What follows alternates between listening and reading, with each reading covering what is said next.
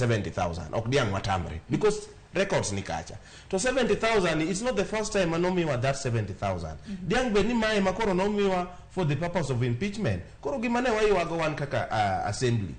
eni ne waneno ni ka omi financial responsibility to bed full financial responsibility mi bendi ng'eyo gima timre ofisi ok ni seche ma inu penji gik matimre ofisi ti wuondo ji ni wirach in koro kidwa respond ini feel ni kanyo ini onge don tikram na weche mamoko mabendu sego do duo kram na county masia kaka jod bura no sego do duo la chel kom ginen tiyo marach gi PC mano ko tendre ko dokenge bag procurement ni bende no tiyo gi PC mar procurement yo marach odol bende no pedho neno ka bende mpenda wacho ni nitiere jo procurement mabende kata mna kuom rajisi kom mabende no nyiewono en wacho ni kom no keno nyiew siling milion 1.1 abiriyo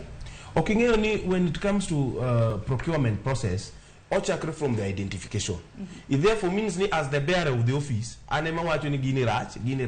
that procurement process ochakore. Nyiso ni koro jok mar going to be tasked with procuring gimadwaro no, nyiso ni gidwa identify that problem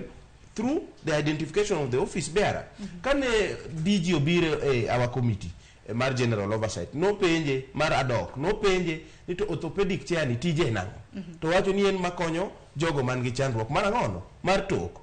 to penye to be in gi chandruok ailano to yie nyiso ni who did the identification of commodore nen DG to kane otimo mano to en ng'at manowuok kaka ng'ano mafight weche mag mibadhi ere kaka no konyal go koko ni kato bedo no dwaro kom makonyo ji weche mag tok odwa kelne mabecho dwa bede ahinya mondo mi ongi kaka investigation ichako tim from the procurement bedo ni no ling silence speaks loud koro mano wanyalo wacho ni adiera makende ni the DG no ng'eyo en ani koro kochopo gima koro mulo ofise kata mule no wuon to kanyo koro en mudho olil nen koro layo ero kama na wach